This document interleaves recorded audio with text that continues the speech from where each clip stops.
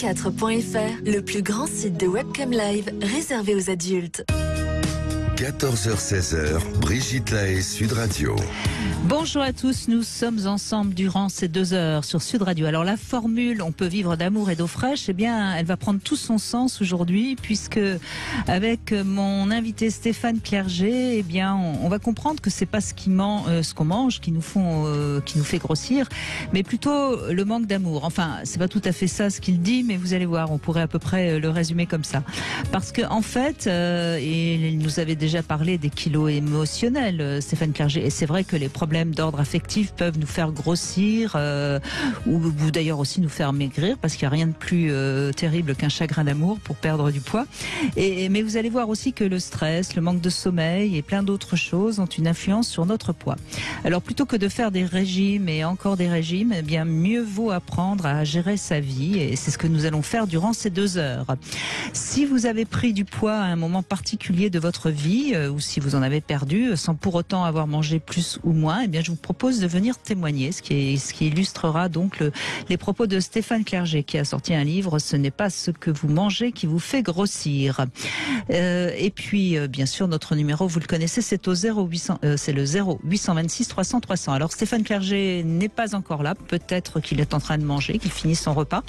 Eh bien c'est pas grave, on va donner la parole à Frédéric qui est avec nous et qui déjà peut illustrer le sujet du jour avec brio. Bonjour Frédéric.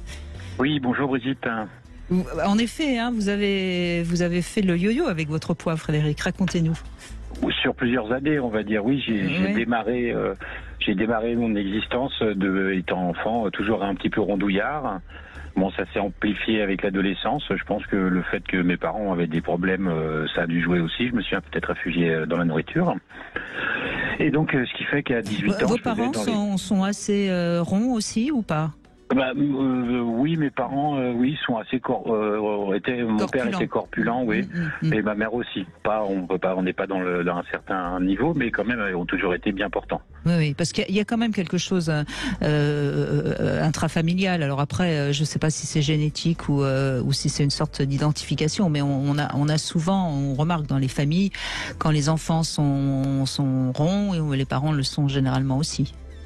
Ça arrive, oui.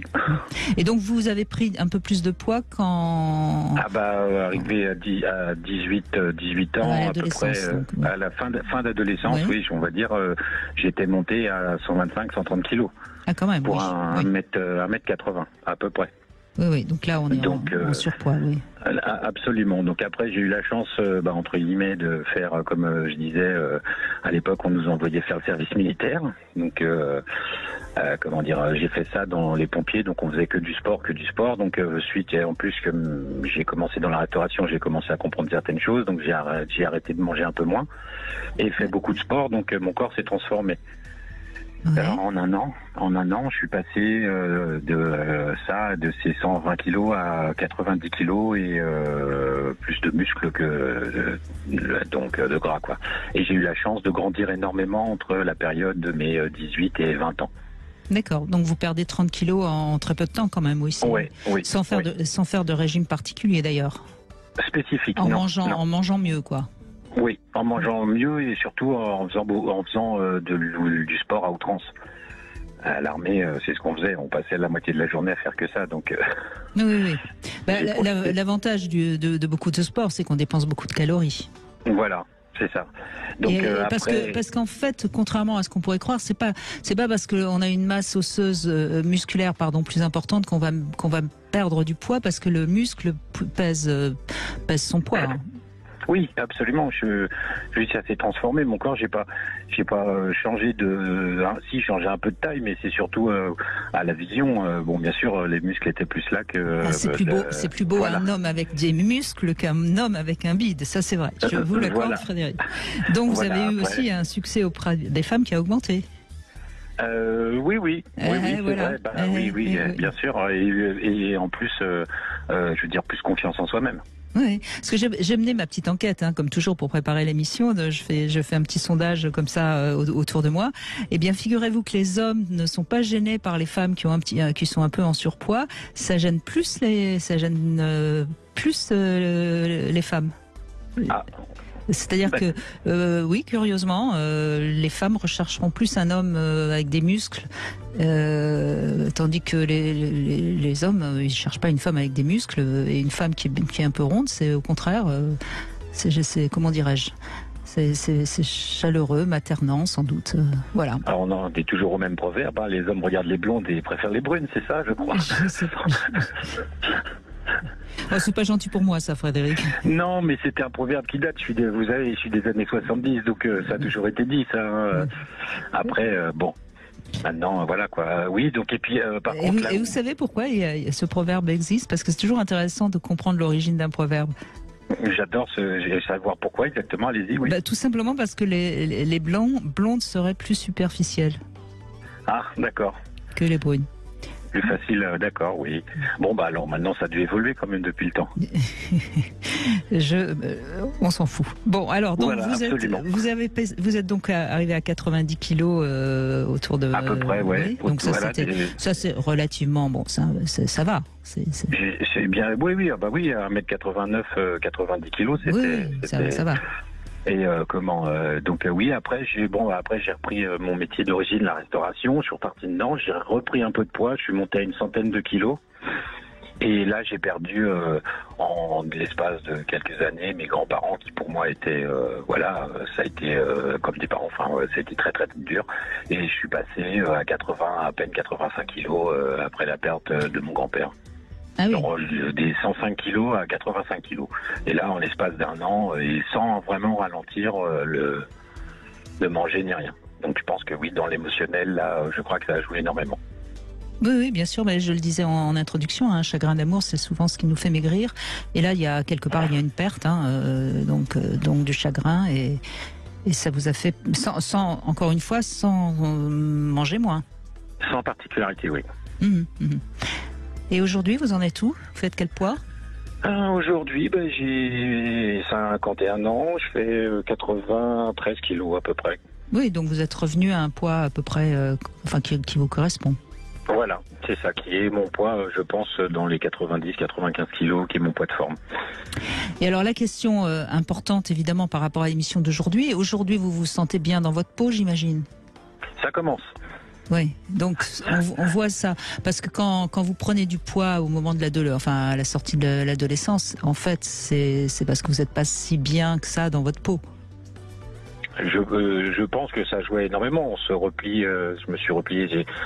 J'ai deux enfants et il y en a un qui lui a hérité, on va dire, plus ou moins de sa mère. Où là vraiment le yo-yo, il peut prendre aussi vite qu'il perd aussi vite. Et le deuxième qui est ma fille, qui elle est en surcharge pondérale. Et voilà, donc après, peut-être le parcours de la vie, il y a eu quelques petites choses qui ont fait que, mais voilà, pour l'instant, elle n'a encore pas eu de déclic. Peut-être que le papa, il fait trop bien la cuisine. Il l'a eu fait, oui, maintenant elle est autonome, elle vit sa vie, donc, mais c'est vrai qu'elle a encore ses petites gamelles, mais non, d'elle-même, oui, après, la facilité de bien manger les cochonneries, quoi, et grignoter le classique. Oui. Bon. Je pense plus quelques problèmes, qu'il y a eu, qui n'ont pas été si simples.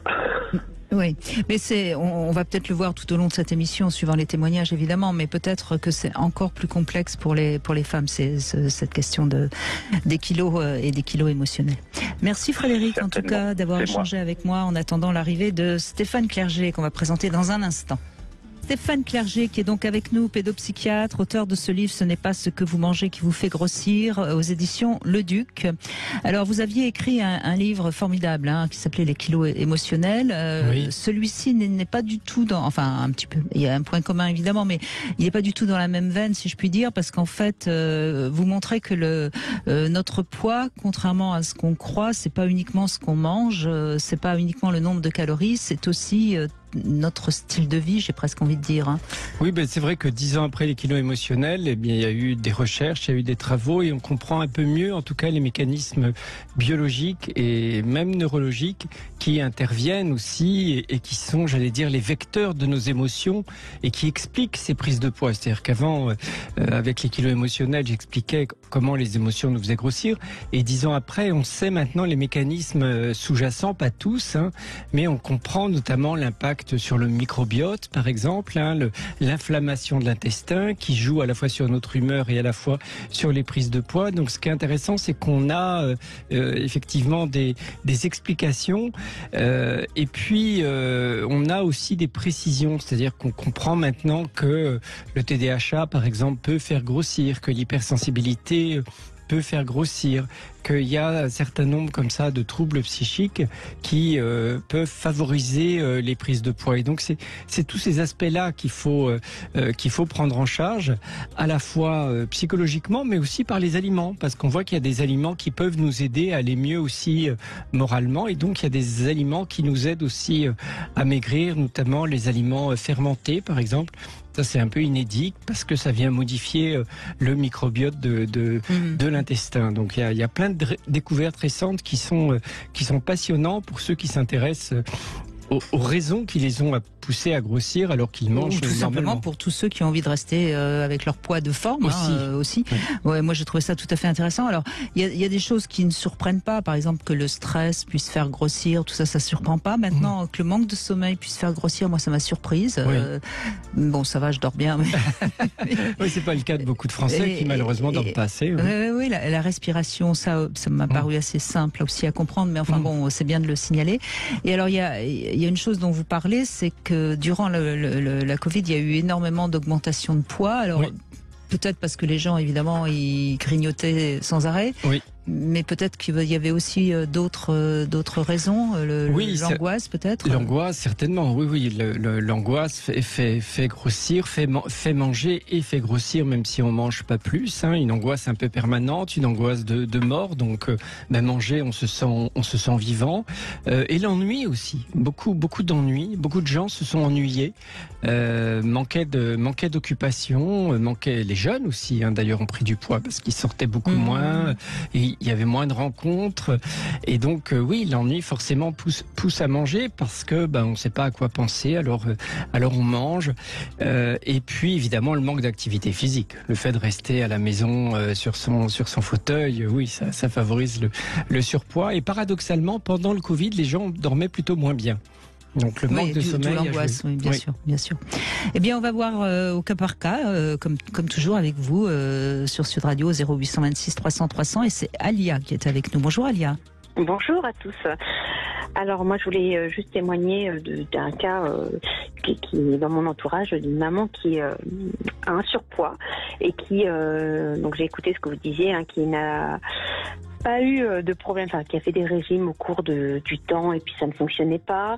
Et puis en fait au cours de sa vie, elle a eu pas mal d'épreuves, de pertes de proches et malgré une alimentation équilibrée, toujours pas de perte de poids, en changeant, en prenant des compléments, en faisant attention à la qualité intestinale, pas de perte de poids. Et puis à un moment donné, suite à un remariage, elle décide de refaire du sport, de se reprendre en main entre guillemets. Et le témoignage, ça a été frappant, c'est qu'elle a décidé d'un seul coup de lâcher cette idée de perte de poids en balançant sa balance. Alors j'arrête de me peser. Et c'est à ce moment-là, alors ça ne veut pas dire que le problème est encore réglé complètement, mais dès lors qu'elle a accepté de se dire que ça dépendait plus d'elle et que son poids c'était plus une obsession, elle a commencé à pouvoir affiner son corps, pouvoir faire quelque chose, décoller un peu, mais elle a ce problème, je dirais, de toujours prendre les émotions des autres et de se remplir de ça. Et du coup, indépendamment de son alimentation, elle n'arrive pas à décoller au niveau du poids. Et elle fait du sport. Alors elle dort pas forcément beaucoup, mais ça a toujours été comme ça. Mais je dirais plutôt que dans son parcours de vie, j'ai plus l'impression que c'est le non-dit émotionnel, le fait de tout rentrer et de prendre sur elle tout ce qu'elle voudrait pour peut-être pas perdre les proches qui lui restent. Voilà, tout simplement. Oui, à la fois vous donnez les questions et les réponses. C'est vrai que le deuil, on l'a entendu tout à l'heure, quand on est en deuil, souvent on perd du poids, on devient un peu comme le mort par empathie. Mais après, souvent on regrossit un peu plus parce que le mort est en nous, quoi. Donc il occupe toute sa place. Et puis vous l'avez dit, le remariage, on peut imaginer qu'elle avait fait un peu son deuil. Donc là, ça aurait pu être une période où elle aurait perdu du poids, où elle aurait pu perdre du poids en tout cas. Peut-être peut-être fût-ce le cas. En tout cas, oui, ça a été le cas. Oui, ça a été le cas. Oui, il y a vraiment eu un programme sportif et à faire attention qui décolle. Et puis après, encore une autre perte. Et là, à nouveau une prise de poids. Oui, c'est ça. Les pertes souvent sont associées à une perte de poids immédiate et après une reprise de poids pour rester avec l'autre. Et vous avez dit quelque chose d'important, elle prend les émotions des autres. Et ça, c'est ce qu'on voit un peu chez les gens hypersensibles qui ont beaucoup d'empathie et qui vont prendre effectivement les douleurs des autres et comme pour les soulager et qui vont les loger en elle. On peut imaginer que c'est un côté très maternel chez elle. Je ne sais pas si elle était très maternelle. Oui. En fait, oui, ça, c'est son métier quelque part. Elle s'occupe des enfants, des autres. Enfin, elle est toujours dans le service des autres. Peut-être parce qu'elle ne sait pas être avec elle-même, mais elle a besoin toujours de prendre en charge et on aime bien la solliciter parce qu'elle s'occupe tellement bien des autres. Du coup, elle ne comprend pas trop pourquoi elle perd pas de poids entre guillemets. Donc là, elle fait encore attention à l'alimentation. Elle a pris des probiotiques, la vitamine. Elle fait du sport tous les jours et malgré tout, le poids ne part pas. Et c'est un vrai complexe parce que elle comprend pas pourquoi. C'est un peu le poids de ses qualités, de ses qualités d'empathie. On aurait envie de lui dire pense à toi, occupe-toi de toi. Oui, être un peu plus en relation avec elle-même. Mais il y a peut-être aussi une chose. Quel âge elle a votre maman, Elia? À peu près 70 ans, enfin dans une à peu parce près. Parce qu'il y a une chose que j'ai remarquée. Alors je ne sais pas quelles sont les raisons et Stéphane Clerget y répondra.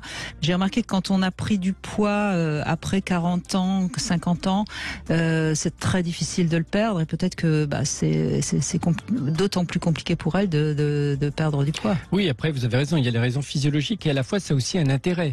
Étonnamment, le surpoids après la ménopause, surtout si on ne prend pas d'hormones substitutives, c'est que ça ralentit les effets de la ménopause parce qu'on sécrète des hormones mâles, même quand on est femme, avec les glandes surrénales au-dessus des reins, un peu de testostérone. C'est pour ça que les dames peuvent avoir la moustache. Mais quand on a du surpoids, la testostérone est transformée en oestrogène. Donc elle se fabrique des oestrogènes naturels. Donc c'est aussi un moyen de garder une belle peau, des beaux cheveux. Je ne sais pas si c'est encore son cas à 70 ans. Elle était ménopausée très tôt, mais par contre c'est quelqu'un qui n'a pas la peau fripée, qui est du coup c'est bien lisse et ça évite peut-être les effets du vieillissement par ailleurs. Donc c'est l'intérêt du surpoids. Donc il y a quand même quelques avantages. Un avantage quand même. Mais oui, alors peut-être qu'il faut lui dire ça, Alia, et alors là, par un effet contraire, elle va peut-être maigrir. On connaît la capacité de l'être humain d'être apte à changer du tout au tout, de temps en temps. Oui, c'est ça. Alors après, je pense qu'elle ne cherche pas à être complètement mince, mais il y a des poids à l'intérieur et puis se dire, j'ai passé ma vie à faire plein de choses, à avoir des nutritionnistes et puis il n'y a rien qui passe. Elle a changé sa flore intestinale, elle s'est un petit peu documentée, elle a un peu écouté mes conseils et toujours pas de perte de poids voulue, c'est-à-dire se sentir bien dans le corps quelque part, de dire, j'ai pas le poids. Mais je pense effectivement que ça rejoint ce que vous dites, c'est peut-être le fait qu'elle lâche pas les émotions des autres. Oui. Et puis donc l'avantage c'est la peau, c'est les cheveux et en tout cas un dernier conseil peut-être parce que même si elle a un surpoids au moins à l'intérieur elle est saine puisque j'imagine qu'elle fait attention à ce qu'elle mange, elle fait du sport donc elle est en surpoids mais elle est en bonne santé donc ça c'est rassurant. Mais vous l'avez dit elle dort pas assez. Ça c'est quand même la première cause de surpoids, le sommeil. C'est vraiment pour des raisons aussi hormonales. Le manque de sommeil favorise la sécrétion d'une hormone qui pousse à manger. Et réduit une hormone qui, au contraire, coupe l'appétit. Donc vraiment, c'est très très important le sommeil. C'est équidordine, d'ailleurs. C'est extraordinaire comment les expressions, ça veut tout. Équidordine, ça veut dire quand on dort, on n'a pas besoin de manger. Et donc, il faut vraiment, là maintenant, je pense qu'elle travaille un peu là-dessus et qu'elle voit tout ce qui peut l'empêcher de bien dormir, réaménager peut-être sa chambre, peut-être faire des infusions de tilleul le soir, apprendre à se relaxer le soir pour vraiment qu'elle fasse... Puis je pense qu'elle développe un trouble de santé par ailleurs parce que la lymphe est engorgée, donc elle a très mal.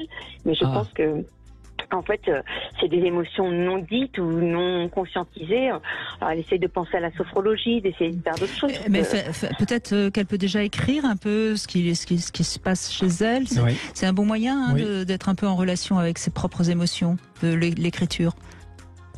possible à suggérer. Alors je sais que c'est quelqu'un d'assez très terre à terre, qui aime pas trop justement dire. Justement, je pense que c'est pour pas faire face. Oui. Elle dit non, plus tard, j'ai pas le temps. Mais c'est peut-être aussi important quand même qu'à un moment donné, elle comprenne qu'il faut qu'elle se relie un petit peu plus à elle-même. C'est ça. Je pense que c'est vraiment peut-être le cœur du sujet, c'est de dire je suis en contact avec moi, alors que là elle est en contact avec plein de gens, sauf avec l'essentiel. Il y a une fuite, il y a une fuite d'elle-même, ça c'est clair, oui. C'est ça. Moi, il me semble, mais je suis pas sûre. Voilà, je pense qu'après avoir tout essayé. Ça c'est un bon conseil pratique de Brigitte. Invitez-la à effectivement écrire, en ayant la garantie que personne n'ira ce qu'elle écrit, si ça peut l'inquiéter, et qu'elle, comme dit Brigitte, qu'elle se relie à elle-même, qu'elle écrive déjà. Ça sera. Si c'est quelqu'un qui garde tout pour elle, ça ne peut lui faire que du bien. Ça, c'est sûr. J'entends souvent cette phrase. Non, mais moi je dis rien, je garde tout pour moi. Voilà. Je m'occupe des autres et je garde tout pour moi. Elle en garde des kilos pour elle. Hein. Vous pourrez lui répondre ça la prochaine fois. Effectivement, j'essayerai de lui dire ça comme ça. Mais c'est vrai, parce que après, ils se sentent mal, parce que quand ils voient quelqu'un de mince, il y a un. Mais il faut aussi, Alia, il faut aussi la libérer de sa culpabilité de ne pas réussir à perdre du poids. Parce que la culpabilité, c'est aussi du stress, c'est aussi quelque chose de très négatif et qui certainement continue à faire prendre du poids. D'accord. Bon, écoutez, j'ai noté culpabilité, écrire et se relier à soi-même. Voilà. Avec et faire ça, dodo. je vous rappellerai. Et faire dodo, oui. Ah oui. Et le sommeil, parce qu'effectivement, c'est quelqu'un qui doit dormir 4-5 heures par nuit, maximum. D'accord. Mais depuis de longues années, ça a toujours été comme ça. Et peut-être que c'est pour pas être, pour pas se lâcher, pour pas lâcher prise, en fait. Et le corps le dit d'une façon ou d'une autre, mais peut-être que, faut dire, dors, ça permettra de vivre plus longtemps, ou je ne sais pas, faire quelque chose de bien. Peut-être. Mais écoutez, je vous remercie pour ces conseils. Je vous en prie, Alia. Merci d'avoir pris la parole sur Sud Radio. Et puis, vous aussi, si vous avez envie d'avoir des conseils pour vivre mieux votre poids de forme, vous pouvez nous appeler au 0826 300 300. On continue avec. Non, on continue pas tout de suite parce que on va faire la petite pause. Stéphane Clerget, et on se retrouve dans un instant. 14h-16h, Brigitte Lahaie, Sud Radio. Stéphane Clerget est avec nous et il nous aide à trouver notre poids de forme. Ce n'est pas ce que vous mangez qui vous fait grossir. C'est aux éditions Le Duc, avec vraiment des explications sur ce qui se passe dans notre corps et des conseils justement alimentaires si on veut garder notre poids. Le poids de forme, ça dépend des gens, bien sûr, parce qu'on a une morphologie plutôt mince ou plutôt ronde. Il faut respecter ça aussi. Oui, et c'est vrai que c'est un peu oublié, notamment par les plus jeunes qui ont évidemment des modèles qui regardent leurs copines ou qui regardent les people sur Insta, alors que effectivement, vous l'avez dit, c'est lié aussi à notre génétique, c'est lié aussi à notre ossature. C'est-à-dire qu'il y a des personnes qui ont les os épais et qui pèsent du coup naturellement un peu plus lourd. Bien sûr. Mais c'est des os, c'est pas du gras. Et puis il y a des personnes musclées en profondeur et qui je pense à des filles qui se croient grosses alors qu'elles sont musclées. Et là, c'est plutôt positif. Vous confirmez ce que je disais avec Frédéric, le muscle pèse lourd. Il pèse beaucoup plus lourd que le gras, mais c'est très utile pour être bien, pour être tonique, pour être en bonne santé. Et pour tenir aussi les os. Les os, oui. Parce que le muscle, par exemple, au niveau du dos, c'est souvent parce qu'on est bien musclé que la colonne vertébrale va bien. Exactement. Et des régimes inconsidérés vont faire qu'on va d'abord fondre ses muscles avant de fondre le gras. Et donc, certes, on perd un peu de poids, mais finalement, on perd des choses plus utiles qui donc, sont les muscles. Au lieu de faire un régime, vous achetez le livre de Stéphane Clerget, ce n'est pas ce que vous mangez qui vous fait grossir, aux éditions Le Duc. Voilà. Nathalie, bonjour. Oui, bonjour à vous, à votre invité. Bonjour. Heureuse de vous avoir au téléphone. Stéphane. Stéphane. Voilà, je me permets de vous appeler parce qu'effectivement, la prise de poids, moi je la vis depuis 6 ans, alors que j'étais quelqu'un de très très sportive. Et j'ai une vie de couple, on va dire, un petit peu dissolue depuis 6 ans, avec un partenaire qui, en l'occurrence, est incapable de mettre en valeur et qui vit sa sexualité plus à travers les photos qu'à travers sa propre partenaire, et puis qui est dans l'exigence. Et beaucoup de frustration, beaucoup de remarques désobligeantes et qui est toujours dans la critique. Et c'est vrai que émotionnellement, c'est très très dur à vivre. D'autant que aussi il y a le problème de l'emploi et de sa vie personnelle, je veux dire, sa réussite socio-professionnelle. Tous les éléments combinés font qu'effectivement, à un moment donné, on a une perte d'énergie qui est telle qu'on n'a plus le courage de s'occuper de soi-même. Donc vous avez pris du poids depuis que vous êtes avec lui? Oui, tout à fait, oui. Oui. Mais alors déjà, vous pouvez peut-être vous remettre à faire du sport. Oui, bien sûr, mais le souci, c'est que ça me prend tellement d'énergie de supporter ça au quotidien que j'ai qu'une envie, c'est de me reposer, quoi, en fait. Et à l'heure actuelle, je suis en train moi-même de me reprendre en main au niveau alimentaire en faisant ce qu'on appelle des jeûnes intermittents et effectivement en réhabilitant mon équilibre au niveau nutritionnel. Mais il n'en reste pas moins que effectivement c'est très très très compliqué avec quelqu'un qui est dans la critique permanente de ce que vous êtes, quoi. Oui, mais ça c'est aussi une question qu'il va falloir résoudre, Nathalie. Indépendamment. Bon, on va déjà voir le problème du poids, Stéphane Clerget. Non, en tout cas, juste pour valider ce que vous dites, c'est-à-dire que de vivre avec des problèmes de couple, avec de la dévalorisation permanente, ça peut tout à fait expliquer les prises de poids. Hein. Donc, c'est pas dans votre tête. Je pense que les causes que vous avancez, elles sont réelles, elles sont probables. Hein. La dévalorisation, le stress permanent en couple. On est en couple pour le meilleur, mais aussi parfois pour le pire. Et là, manifestement, vous prenez sur vous une part importante de ces problèmes personnels.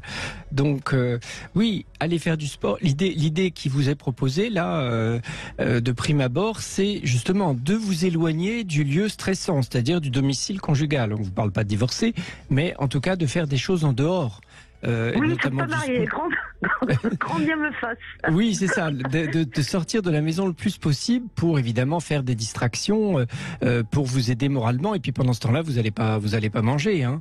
Le jeûne intermittent, c'est intéressant quand le problème n'est pas émotionnel. Quand c'est juste parce qu'on mange trop, c'est très bien le jeûne intermittent. Mais quand la cause est émotionnelle, ça fonctionne pas parce qu'on va pas manger jusqu'à midi, mais après on va se rattraper. Et donc dans les fêtes, si l'origine est émotionnelle parce qu'on est stressé, dévalorisé, malheureuse en couple, malheureusement, c'est pas efficace. Non, c'est beaucoup plus efficace de vous éloigner du lieu toxique. Alors, Nathalie... Avant, je faisais beaucoup de sport, 7 heures par semaine, et voilà. Ah oui. Oui. Donc, il y a déjà peut-être l'arrêt du sport qui a fait que vous avez grossi un peu, ça c'est possible, puisque vous dépensez moins de calories. Mais je crois, Nathalie, c'est pas le sujet du jour, donc on va pas voir pourquoi ça va si mal avec votre compagnon. Mais moi je rappelle souvent que le couple, c'est un miroir grossissant. Hein. Donc, ce qui serait intéressant, c'est de revenir à vous. Qu'est-ce qui fait que vous vous laissez comme ça malmener et comment, pourquoi vous acceptez autant de critiques de la part de cet homme et pourquoi ça vous touche autant? Vous voyez, parce que c'est en travaillant sur vous que vous allez pouvoir, parce qu'on peut être avec quelqu'un qui est un mauvais compagnon, hein, parce que là je crois que tout le monde est d'accord là-dessus, mais sans que ça nous affecte sur le plan émotionnel au niveau des kilos. Vous voyez ce que je veux dire? Tout à fait, oui. Donc c'est ça. Mais je suis HPE en même temps. Hein. Je suis un haut potentiel émotionnel, donc effectivement, je suis le plus impactée peut-être. Oui, mais c'est bien d'en être consciente. Mais pourquoi vous êtes aussi impactée et pourquoi ça réagit autant par rapport à vos kilos, vous voyez? Tout à fait, oui. Parce que finalement, vous avez compris que les critiques qu'il fait, c'est pas contre vous, c'est sa manière d'être. Tout à fait, oui. Les critiques, ça va aussi bien à mon encontre qu'à d'autres personnes. C'est donc sa personnalité, vous êtes bien d'accord avec moi. Donc pourquoi ça vous touche, vous?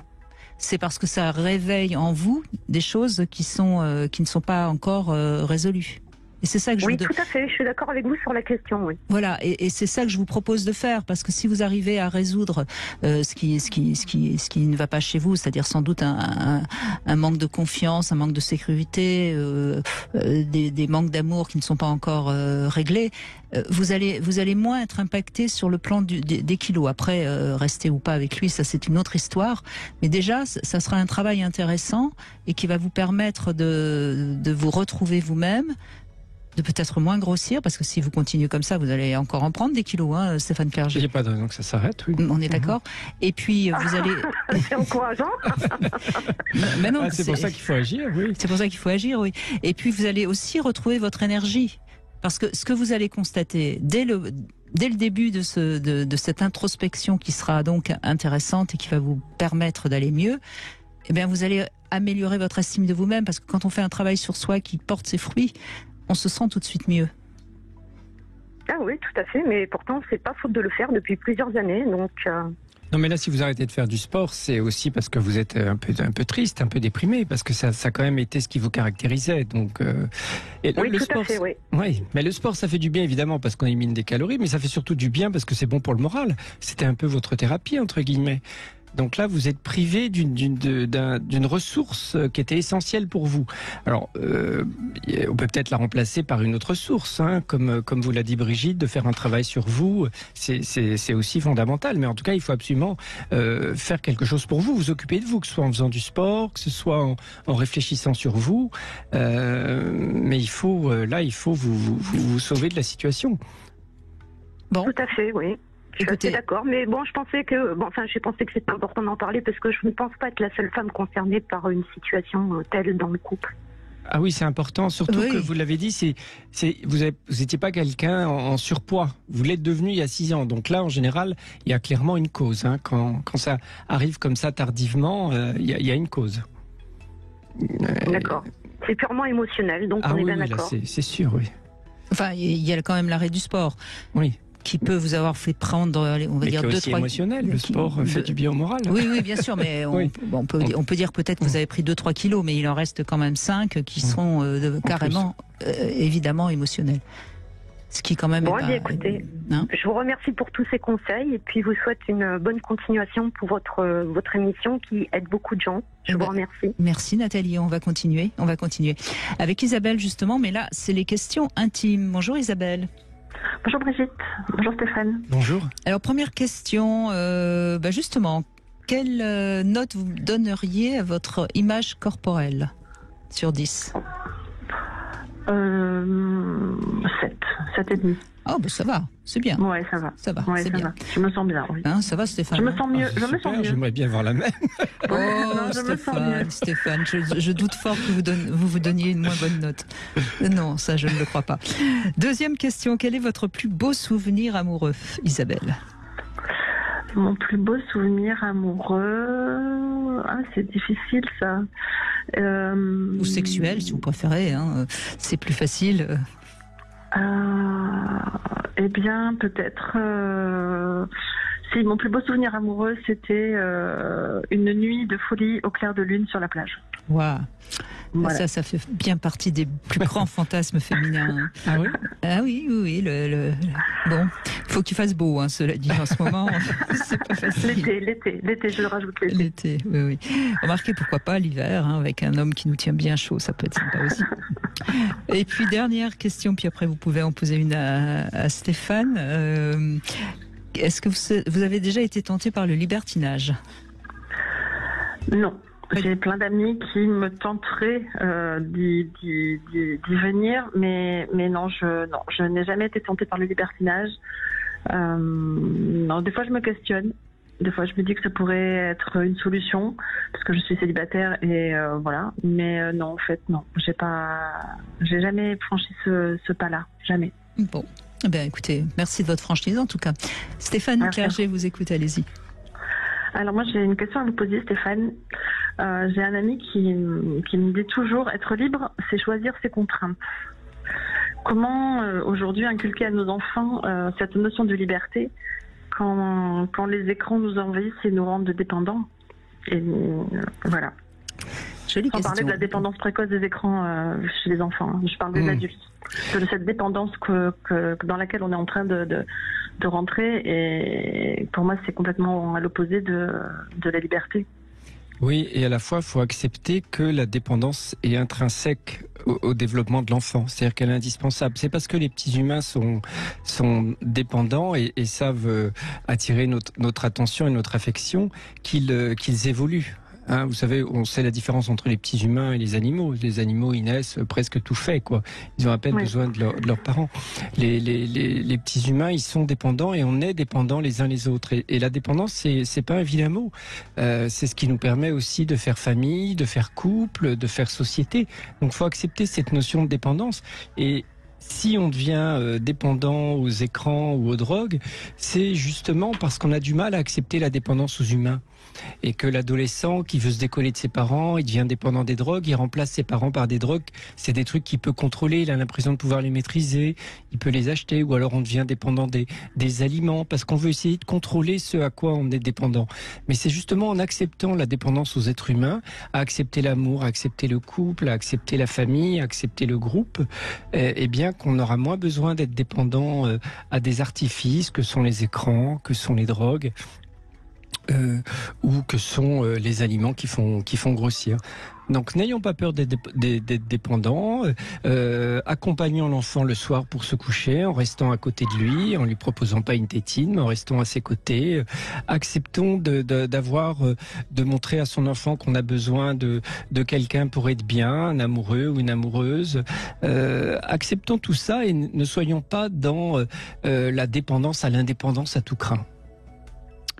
Jolie réponse. Merci Stéphane Clerget. Merci beaucoup. Merci. Merci Isabelle. Allez, on fait une petite pause. On revient sur vos kilos émotionnels au 0826 300 300. À tout de suite. Cam4.fr, le plus grand site de webcam live réservé aux adultes. 14h-16h, Brigitte Lahaie, Sud Radio. Les kilos en trop, ça concerne plus les femmes que les hommes en général, Stéphane Clerget. Il semblerait, oui, d'une manière générale. Ouais. Les kilos émotionnels aussi. Est-ce que les femmes sont plus émotives? En tout cas, les hommes règlent ça autrement, c'est-à-dire qu'on... Ils font plus de sport aussi. Oui, mais pourquoi? Parce qu'ils sont plus dans l'action. Et on voit ça déjà à l'adolescence. Ouais. Les troubles, le stress, ils vont être plus agressifs, ils vont plus bouger, ils sont hyper actifs. Et les filles, elles gardent plus à l'intérieur, elles vont plus se psychosomatiser. C'est comme ça. Est-ce que c'est lié à la génitalité qui est plus interne chez les femmes, plus externe chez les hommes? Est-ce que c'est une question de culture? La question se pose, mais c'est comme ça en tout cas aujourd'hui, en 2023. Les femmes somatisent davantage et les hommes sont plus dans l'action. Donc, mesdames, apprenez à dire ce que vous pensez à votre conjoint et ça ira déjà beaucoup mieux. Vous allez perdre du temps en parole et vous allez perdre du temps en kilos. Il vous écoutera peut-être pas, mais c'est pas grave, ça vous fera du bien, ça sortira. Il écoutera. Bonjour Ophélie. Bonjour Brigitte, bonjour Stéphane. Bonjour. Oui, alors moi j'ai un gros problème avec mon poids, c'est que je fais le yo-yo. En plus je suis ménopausée depuis peu et effectivement c'est vraiment des kilos émotionnels, je le sens parce que j'ai des repas équilibrés, mais mon problème c'est hors des repas. Et en réalité, dès que j'ai une contrariété, dès que j'ai des grosses décisions à prendre, en réalité, j'ai l'impression que j'ai besoin de récréation permanente au niveau douceur, au niveau et la nourriture m'apaise énormément. Donc j'ai jamais eu de problème de poids vraiment parce que moi je suis une ancienne grande sportive, on va dire, grande danseuse, on va dire, en termes de quantité. Et depuis que j'ai arrêté parce que j'ai eu des problèmes aussi aux articulations, etc., des problèmes de sportive. Résultat des cours, je peux plus pratiquer comme je voulais. Je me suis un peu enrobée. Et là, dans l'idéal, il faudrait que je perde au moins 10-13 kilos. Je suis vraiment au-dessus de mon poids. Mon IMC est trop haut. Je sais que c'est pas bon pour ma santé et je ne trouve pas de solution. Mais vous mangez visiblement quand même beaucoup de sucre entre les repas. Oui. Ce qui est déjà pas très bon pour la question du poids, Stéphane Clerget. L'idée de ce que je comprends, parce que c'est très clair ce que vous nous dites, c'est que finalement, vous, c'est vraiment des aliments doudous, des aliments réconfortants, etc. Oui. On a tous besoin de douceur, de câlin. Enfin, tous pas forcément, mais en tout cas, c'est normal d'en avoir besoin. Et l'idée, c'est vraiment de trouver du coup, en pratique, un substitutif. C'est ça. Trouver. Alors c'est sûr, vous pouvez pas vous balader tout le temps avec votre masseur sous le bras, votre kiné qui vous ferait des massages. Mais l'idée ce serait ça, c'est-à-dire qu'à chaque fois vous avez ces envies de manger en dehors des repas, pas au moment des repas, mais en dehors des repas, c'est trouver effectivement quelque chose qui vous fasse du bien. Faut prendre un doudou. Un doudou, un amant, un masseur, enfin quelque chose qui, si on aime lire un bouquin, enfin quelque chose où vraiment vous avez l'impression de passer un coup de fil à une amie. L'idée, c'est vraiment de repérer le moment où vous sentez un petit manque affectif et de trouver une modalité de réponse. Alors c'est évidemment plus facile à dire qu'à faire. C'est presque une réorganisation de vie, mais trouver comme ça des espaces de douceur autres qu'alimentaires, quoi. Bah oui, parce que le problème, c'est que c'est obsessionnel. C'est-à-dire que même, admettons que je sois à la recherche d'un substitut, mon cerveau bloque et est complètement obsessionnel sur le frigo, sur la plaquette de chocolat. C'est-à-dire que je suis irraisonnable à ce moment-là. Mais à ce moment-là, vous êtes chez vous ou vous êtes à l'extérieur? Ça peut être partout. Ça peut être à l'extérieur, je vais trouver une boulangerie en urgence. Des fois, je fais des choses. On n'est pas loin de l'addition au sucre quand même, Ophélie. Oui, je pense que je suis une addict. Oui, oui. Et là, ça se soigne. Hein. Oui, enfin, disons, ça se sèvre progressivement. Tout en proposant, encore une fois, évidemment, un produit substitutif, hein, comme dans les toxicomanies. Hein. Alors, ça peut être dans un premier temps, effectivement, alimentaire. C'est trouver un substitut alimentaire qui ne soit pas sucré. Alors c'est ce que j'ai essayé de faire, ça a marché. C'est-à-dire que je me suis mis à faire des recettes de gâteaux par anticipation à indice glycémique bas. Donc notamment des petits gâteaux, des choses que je peux emporter facilement, etc. Il y a certains fruits aussi qui me calent et qui me calment. Bonne idée. Mais c'est vrai que là j'ai replongé, on va dire, dans mon travers. Et c'est vrai que j'en souffre énormément au quotidien, hein, parce que je saute une taille à chaque fois. Hein. Oui, mais c'est pour ça, je pense qu'il y a vraiment un problème d'addiction, parce que vous en souffrez, vous n'arrivez pas à vous raisonner. On est vraiment dans le symptôme de l'addiction. Donc je pense que ça vaudrait peut-être le coup d'aller consulter quand même un addictologue. Ah oui, en tout cas, c'est ce qui permet, oui, il y a des types d'entretien, des modalités d'entretien pour travailler l'addiction, effectivement. Si vous n'arrivez pas à remplacer la nourriture par autre chose toute seule, ça vaut le coup à ce moment-là de vous faire aider par un professionnel. Ou alors, en tout cas, c'est pas parce que ça a échoué qu'il faut pas recommencer, hein, parce que dans les traitements des addictions, c'est rarement efficace du premier coup. Donc là, les aliments de substitution, ça a fonctionné. Vous dites que vous avez rechuté, mais vous pouvez reprendre. Si ça a fonctionné, c'est intéressant. Après, l'idée, c'est de remplacer l'aliment non sucré, encore une fois, par autre chose. Alors on peut proposer la tétine, Ophélie, ouais. Ou pourquoi pas le chewing-gum. Enfin, je sais pas. En tout cas, repérer les horaires où ça prend. Et puis oui. Et l'idée de voir quelle occupation vous pourriez inscrire sur ces horaires-là. Et peut-être aussi, chaque fois que vous arrivez à... parce que souvent, moi je dis toujours, il vaut mieux essayer de se donner un bon point qu'un mauvais point.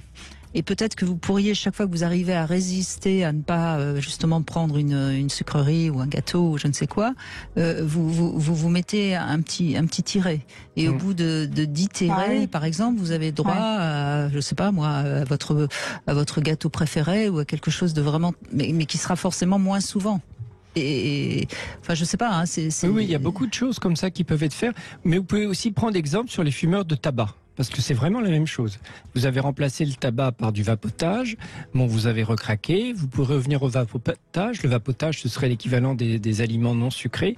Mais l'idée, c'est de prendre, vous savez, modèle un peu là-dessus, en sachant que c'est très dur. Je ne sais pas si vous avez des amis qui ont arrêté de fumer. C'est très dur et c'est long. Mais moi-même, j'ai arrêté de fumer puisque je vapote. En ce moment, ça fait 7 ans que je vapote, vous voyez. Ah oui, et donc j'ai pas réussi à passer à la vitesse supérieure. Donc il y a vraiment un stade oral très, très développé chez vous. Oui, dans la famille, on est très addict à plein de choses et donc c'est pour ça que je fais très attention à plein d'autres choses. Et d'ailleurs, par réaction à ça, je ne bois jamais une goutte d'alcool. Je n'ai jamais bu, parce que j'ai peur justement. Moi, je crois que la meilleure solution pour Ophélie, Stéphane, vous l'avez dit, c'est prendre un amant. Hein. Comme ça, vous l'embrassez chaque fois que vous avez envie de... Je suis pas sûre que mon conjoint soit d'accord. Hein, mais... Bon, dans ce cas-là, il faut le retrouver aux heures où habituellement vous prenez du sucre. Il faut retrouver votre mari pour un 5 à 7. Voilà, c'est ça. En plus, c'est ces horaires-là en général. Hein. C'est fin de journée et et après et fin de soirée aussi. Ah J'ai deux périodes difficiles. C'est des moments merveilleux pour faire l'amour. On est en forme au niveau. Non, mais blague à part, c'est vrai que la libido, les câlins et tout ça réduit l'envie de sucre, ça réduit. Le stade oral, on est quand même dans quelque chose qui laisse à penser. Moi, je pense que ça vaut le coup de travailler un peu là-dessus, évidemment. Ouais. Tout ça peut être un travail agréable. Je pense qu'il faut être positif. Ne désespérez pas. Si de temps en temps vous arrivez un peu à vous sevrer, vous devez continuer et à force, on y arrive. Vous avez réussi le tabac, c'est pas plus dur. Vous allez réussir le sucre. Merci beaucoup Ophélie. On continue après les infos, bien sûr, à évoquer vos kilos émotionnels au 0826 300 300. Quel est le meilleur moyen de faire tourner la tête à une femme? Stéphane Clerget, c'est notre devinette du jour. La réponse après les infos. 14h-16h, Brigitte Lahaie, Sud Radio. Stéphane Clerget est avec nous. Nous avons notre poids de forme grâce à lui, grâce à ce livre qui vient de sortir. Ce n'est pas ce que vous mangez qui vous fait grossir. C'est aux éditions Le Duc. Et oui, c'est assez intéressant. On découvre beaucoup de choses grâce aux neurosciences, justement, sur ce qui fait qu'on prend du poids ou qu'on en perd, évidemment. Et on vous invite évidemment aussi à réagir si vous avez envie de parler de votre cas en particulier, de votre poids en particulier. Alors, la devinette, quel est le moyen de faire tourner la tête à une femme? C'est facile, écoutez. On lui dit qu'elle a un beau profil. Et ça y est, elle tourne la tête. Samuel, bonjour. Bonjour Brigitte, bonjour Stéphane. Bonjour. Merci d'être avec nous Stéphane. Alors, vous avez aussi des petits problèmes de poids, vous êtes hypersensible? Oui, alors là-dessus, je me suis dit, je vais apporter un témoignage masculin cette fois-ci. C'est bien. Par contre, je vais vous dire en quoi il est original par rapport aux autres, parce que finalement, quand j'étais jeune, j'étais un grand sportif aussi. Mon poids de forme était autour de 90 kilos, parce que je suis quelqu'un avec une assez grosse ossature. Et aujourd'hui, j'en fais 130. Je suis stable depuis plus de 10 ans maintenant. C'est stable. Ça ne bouge pas.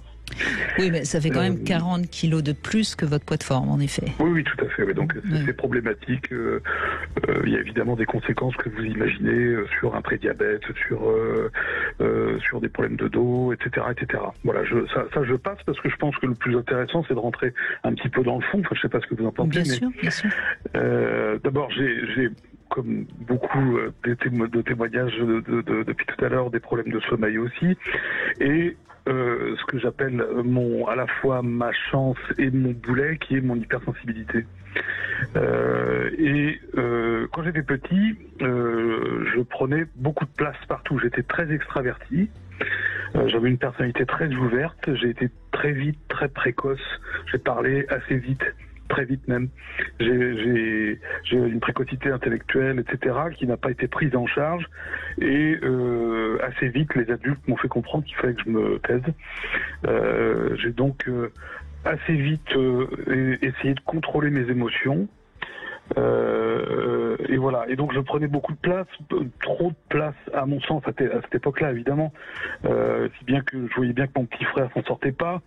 Et j'ai en quelque sorte disparu petit à petit sous une espèce de carapace de silence, et puis avec le temps ça s'est transformé en une sorte de métamorphose, et j'ai un de mes romans préférés, c'est le roman de Kafka. C'est assez amusant d'ailleurs parce que son personnage s'appelle Grégor Samsa et ça commence comme mon prénom, et son père s'en prend à lui parce qu'il est différent et finit par s'enfermer dans sa chambre, et on connaît la suite. Et c'est ce qui m'est arrivé, en fait. Je me suis progressivement enfermé. Et progressivement, l'énergie que j'avais à parler, à faire des choses, à faire du sport, à faire du théâtre, à faire cette énergie-là, j'ai fini par la contrôler, et elle s'est, en quelque sorte, comment dirais-je, elle s'est tellement tarie que moi je la ressens au niveau du ventre aujourd'hui. Vous voyez, ce blocage, il est là. Oui, comme si vous la portiez dans votre ventre, cette énergie. Exactement, oui. Exactement. Et j'essaye depuis lors, alors depuis que j'ai compris tout ça, j'essaye de m'en sortir. Alors j'utilise pour ça l'écriture, vous en parliez tout à l'heure. Je peins, je dessine, ça me fait énormément de bien.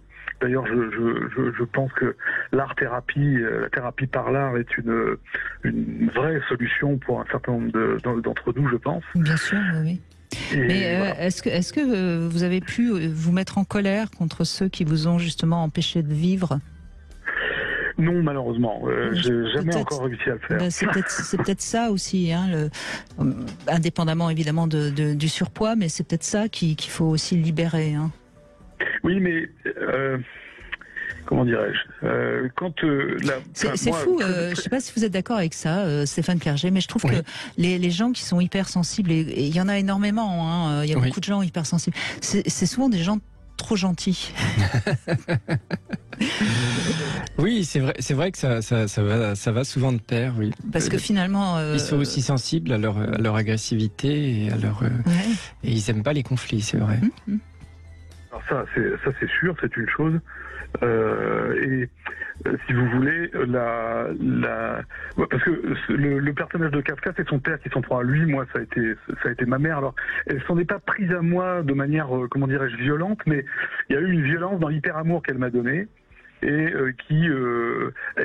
c'est pour c'est là où est la difficulté pour moi de me révolter, c'est de pouvoir m'ouvrir sans m'énerver à ma mère de cette difficulté que j'ai eue, parce qu'à chaque fois, je sais ce qu'elle va me répondre. Oui, mais je vous dis pas de vous mettre en colère contre elle directement. Je vous dis juste de faire sortir une colère qui n'a pas pu sortir parce que justement vous ne vouliez pas être en colère contre votre mère. Vous voyez, c'est pas pareil. Hein. Évidemment que je vous dis pas d'aller prendre votre mère par les épaules et de lui cracher tout ce que vous avez à lui dire. Ce serait ridicule. La pauvre, surtout que ça doit être une femme d'un certain âge maintenant, elle comprendrait rien.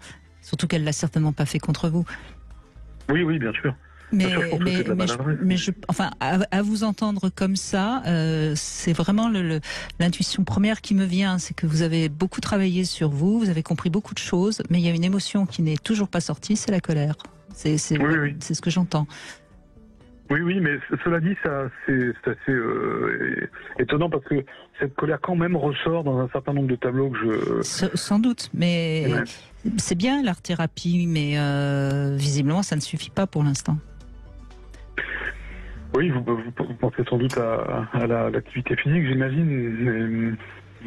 Quand on fait 130 kilos, c'est un petit peu difficile de se bouger. Non, mais c'est pas question forcément de se bouger, mais vous pouvez... Oui, de parole, parce que vous disiez au début qu'on vous a empêché de parler, enfant. Oui. C'est ce que vous disiez.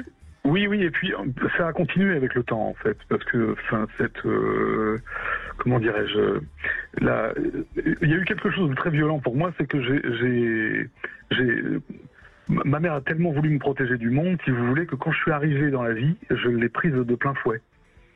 Et j'ai eu des problèmes à peu près avec tout le monde, c'est-à-dire soit avec mes amis, soit avec... et surtout dans le milieu professionnel, j'allais dire. Vraiment, le milieu professionnel, ça a vraiment été quelque chose d'extrêmement violent, parce que j'ai vraiment une personnalité totalement atypique. Et ça, les gens n'ont pas le temps de comprendre. Aujourd'hui, on est dans un monde avec une culture marchande, avec une nécessité. Vous savez, on accepte plus aujourd'hui les différences qu'il y a 50 ans. Hein. Oui, mais je ne sais pas. Honnêtement, j'en doute, parce que je le subis encore. Le monde est de plus en plus en recherche d'efficacité, en recherche de. On est sur une. Oui, mais Samuel, on peut critiquer le monde. Je suis tout à fait d'accord avec vous. Il y a plein de choses moi, je suis la première à trouver qu'il y a plein de choses qui ne vont plus très bien dans notre société. Mais il faut que vous reveniez à vous et vous ne vous laissiez pas envahir par tout ce qui vous entoure et qui est toxique pour vous. Et c'est pour ça que je pense que vraiment vous avez besoin de faire, d'être plus en relation avec vos émotions. Je pense il y a quelque chose qui reste justement de ce que enfant on vous a appris à vous taire. Et puis parler, puisqu'on vous a pas laissé parler et que c'est vrai qu'on parle pas la bouche pleine, donc plus vous allez manger, moins vous allez parler. Donc l'idée c'est vraiment de parler, de dire, mais pas forcément sous le mode des plaintes. Hein. J'ai pas eu, j'ai trop eu, mais sur vraiment ce que vous voulez, ce que vous aimez. Alors évidemment, on n'a pas envie de parler tout seul, donc pour ça il faut des interlocuteurs. Mais c'est sûr que plus on parle, moins on mange. Donc ça doit vraiment être une de vos priorités. Et puis oui, enfin vous l'avez dit, là c'est 30 kilos d'amour maternel à déposer, quoi. Accepter parce que quand on a une mère comme ça très très prenante, très méditerranéenne, évidemment on s'en plaint quand on a un petit garçon, et à la fois c'est un peu dur de s'en passer quand même. Hein. Donc là l'idée c'est de poser ça à côté de vous et de vous alléger. Et oui, et alors il y a une réflexion qui me vient comme ça, qui est évidemment très imagée, hein, c'est pouvoir crier qui me fait chier, et c'est vrai que quand on élimine, c'est bien quelque part on perd du poids. Oui, vous revenez sur la colère et sur exactement. l'emmagasinement dans les destins. On avait avec ma mère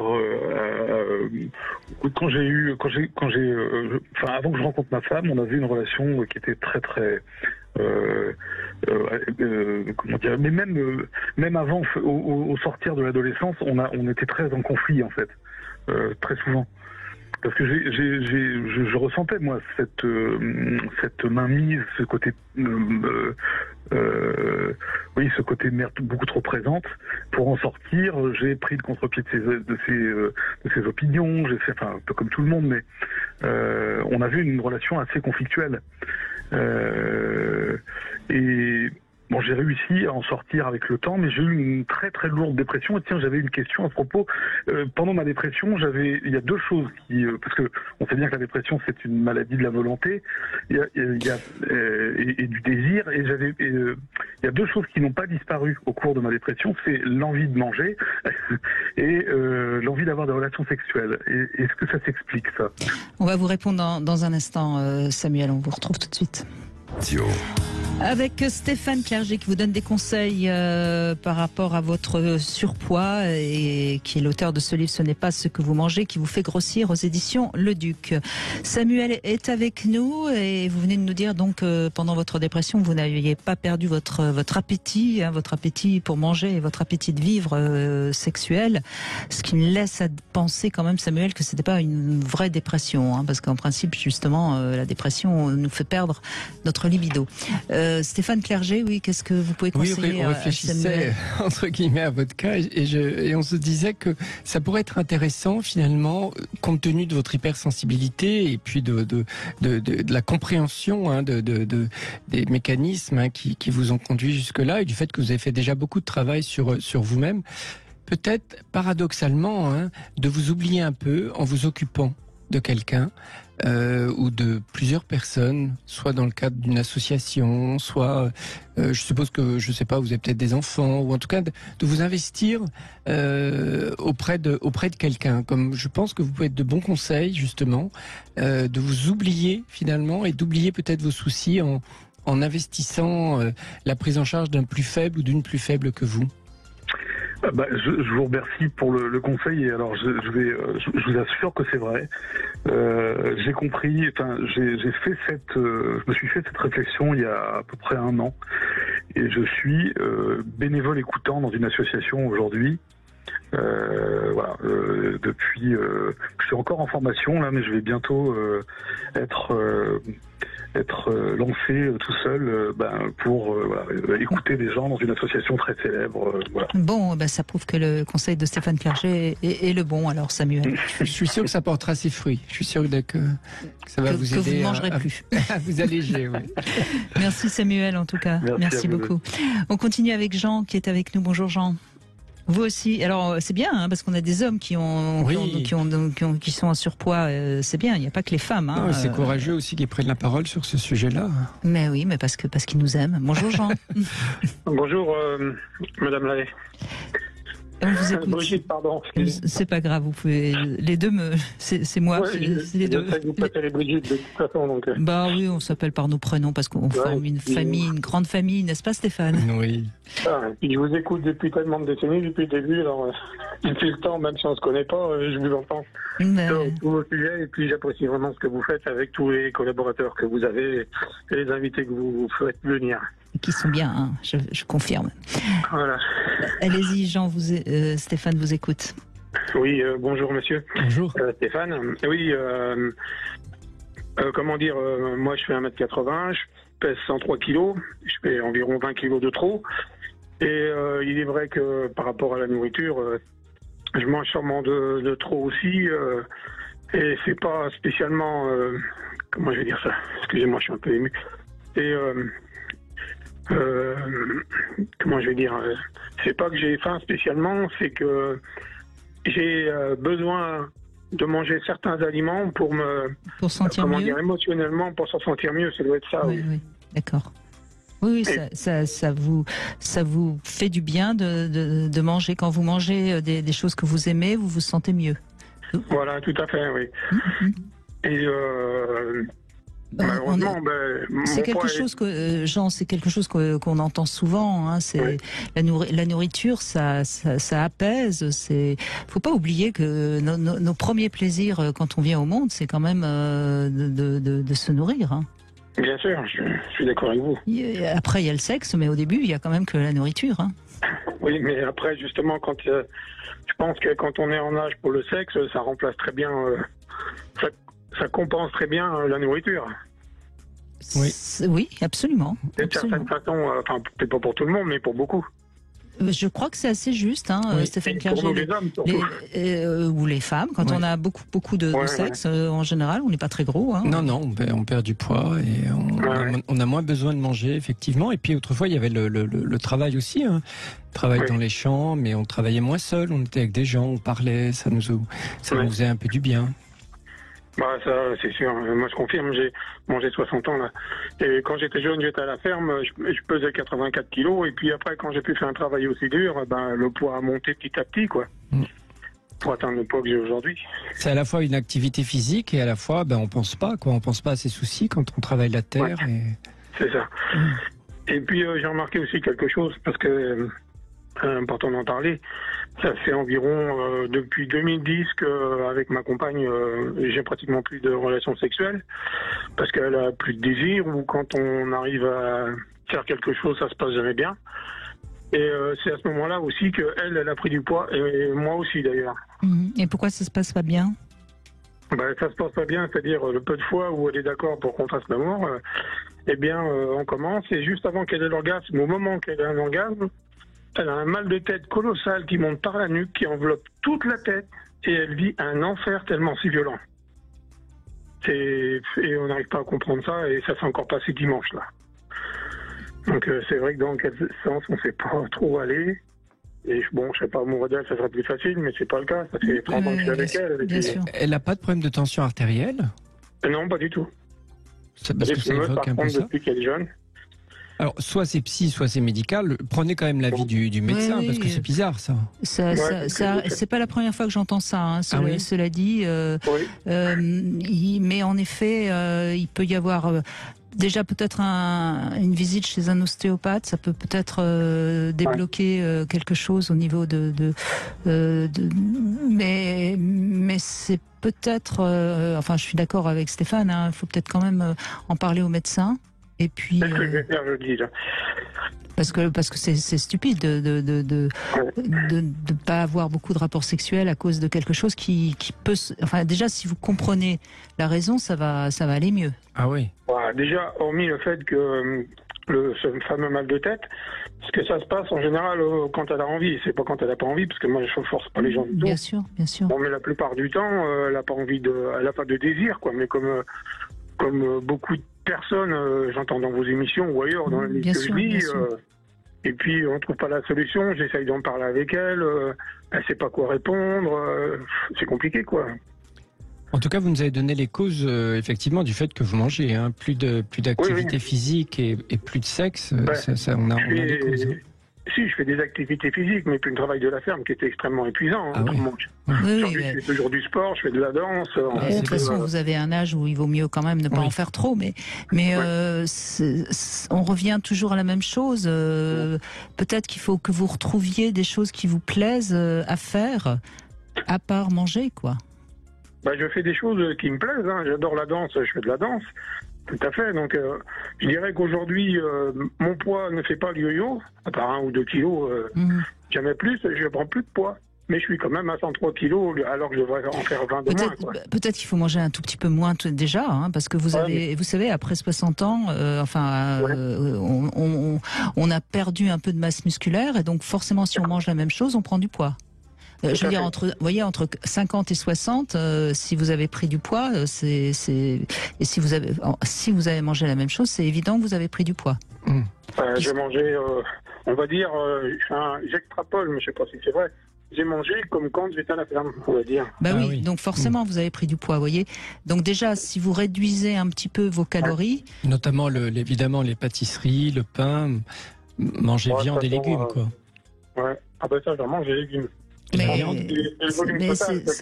Mais c'est juste assez. Enfin là, on est vraiment dans quelque chose de très cartésien. C'est du bon sens. Et puis peut-être régler ce problème de mal de tête qui peut être en effet complètement psychosomatique. Mais ça se travaille aussi. Qu'est-ce qui fait qu'à un moment donné, à quel moment ça monte et qu'elle se met à avoir mal à la tête? Est-ce que il y a juste avant l'orgasme ou au début de l'orgasme? Ouais, moi je ferais quand même. Je sais que c'est pas facile de trouver des cardiologues, mais je ferais quand même un test d'effort. Vous savez, on mesure le cœur parce qu'elle peut avoir une tension artérielle basse et puis au moment de l'effort du sexe, une poussée hypertensive. Moi, j'irais voir un cardiologue si c'est possible là où vous habitez pour faire ce qu'on appelle un test d'effort parce qu'on le fait beaucoup pour les hommes. On oublie que les femmes aussi, à 60 ans, elles peuvent être concernées par des problèmes cardiaques. Et voir au niveau de la tension artérielle ce qu'il en est quand même. Oui, tout à fait. Merci beaucoup Jean, en tout cas d'être passé à l'antenne. On continue dans un instant avec le Love Conseil, le jouet intime, et puis bien sûr on continue à parler du poids au 0826 300 300. À tout de suite. Webcam Live réservé aux adultes. Brigitte Lahaie, Sud Radio, le Love Conseil. Alors Stéphane Clerget, il y a longtemps qu'on n'a pas parlé de préservatifs d'IST. C'est vrai qu'on a un peu tendance à oublier. Elles sont pourtant encore là. Elles ont même plutôt augmenté. Absolument. Et alors c'est vrai que c'est un Love Conseil qui s'adresse un peu aux femmes qui se retrouvent souvent face à un homme qui prend le prétexte qui ne sait pas mettre le préservatif. Donc mesdames, je vous propose de vous entraîner. Alors on peut s'entraîner sur un jouet intime. On va le tester dans quelques minutes d'ailleurs, mais on peut aussi le tester sur un légume. Il y a des tas de légumes qui permettent de tester comment on peut mettre un préservatif. Alors en fait, c'est simple, avec votre bouche qui doit être dans la position du flûtiste, vous imaginez bien. Vous ouvrez la bouche en prenant soin de recouvrir vos dents avec vos lèvres et vous prenez le préservatif entre le pouce et l'index. Vous retournez le préservatif pointe en bas.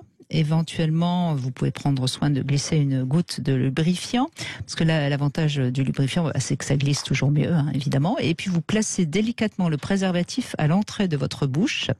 Vous faites une succion pour le maintenir fermé, ce préservatif, et donc avec le faux pénis d'une main, vous approchez la bouche du gland et vous relâchez votre succion afin que le préservatif se pose sur l'extrémité du sexe fictif que vous avez choisi. Et puis ensuite, vous collez bien le préservatif, le bout du préservatif sur le gland, puis à l'aide de la langue dans un mouvement vers le bas, et il vous reste plus qu'à descendre sur le pénis. Voilà. Alors ça marche bien évidemment si les lèvres recouvrent vos dents, parce que sinon avec les dents c'est pas très bon. Vous pouvez percer le préservatif et vous pouvez évidemment vous tenir de vos mains. Il y en a une qui tient le faux pénis et puis l'autre qui fait dérouler éventuellement le préservatif. préservatif. Voilà. C'est très simple finalement, mais c'est très simple à condition de s'être un petit peu entraîné au début, parce que sinon, sous le feu de l'action, mais une fois qu'on sait en tant que femme mettre le préservatif, à ce moment-là, l'homme n'a plus d'excuses et on est sûr de se protéger de toutes les IST. Et si on a raté une étape, on peut réécouter en replay. On peut écouter en replay. Vous pouvez même aller voir, mais là malheureusement je ne l'ai pas fait. J'aurais dû le faire en visio. Il faudra que je le fasse un peu en visio un jour pour bien montrer. Sincèrement, c'est pas difficile, mais ça demande de s'entraîner un tout petit peu. Voilà. Bonjour Adélaïde. Oui, bonjour Brigitte. Alors, bonjour monsieur. Bonjour Adélaïde. Vous avez reçu ce vibromasseur chauffant Flexi Rabbit de la marque Dorsel, qu'on retrouve sur l'enseigne rudesplaisirs.com. Alors, je crois que vous l'avez reçu en noir. Moi, je l'ai reçu en blanc. C'est rare qu'il soit tout blanc. Voilà. Exactement. Il est noir, le mien. Et le vôtre est noir, voilà. Et alors, il est très, très, très flexible, en effet. Oui. Et puis, il a une texture très douce. C'est vraiment... Et c'est vrai que c'est peut-être sa spécialité. J'en ai rarement vu des aussi flexibles. Et facile à manier, de ce coup-là. Oui. Et puis, alors comme beaucoup de rabbits, il a à la fois le pénis et puis la petite excroissance pour le clitoris. Voilà. Alors, si on est patient et si on prend son temps, on peut vite trouver son point G et de ce coup-là acquérir un plaisir quand même assez intense.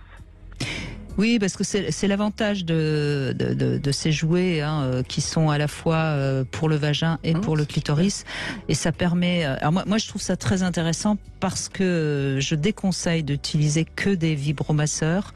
Parce que surtout si on n'a pas de relation sexuelle avec un homme, parce que ça finit par oublier le vagin qui a déjà tendance à être assez peu sensible.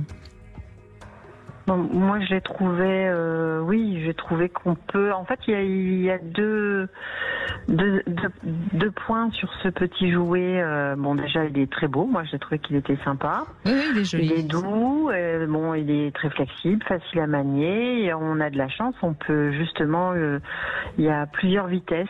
Donc. Oui, il est assez. Il est chouette. Il est chauffant en plus. Voilà. Bon, après ça... J'ai pas trop senti, moi, quand même, le fait qu'il chauffait. Peut-être qu'il faut un peu de temps, je sais pas. Enfin, chauffant, j'ai jamais pensé que... Enfin, bon, je suis pas sûre que ça serve vraiment à grand-chose. J'ai plus j'ai plus remarqué, il y a énorment de vitesse, en fait. Il y a vraiment des vibrations complètement différentes. Et puis il y a deux moteurs indépendants, 2x9 modes de vibration. Ça commence à faire. C'est vraiment le beau gadget, quoi. Oui, on s'est bien amusé avec mon mari de découvrir ce jouet. Et voilà, c'était sympa. Et de voir que le fait que il a cette simulation en plus pour essayer de trouver le point G. Donc moi j'ai trouvé ça sympa. Oui, et puis le côté assez souple, c'est pas mal, je trouve. Oui, c'est doux.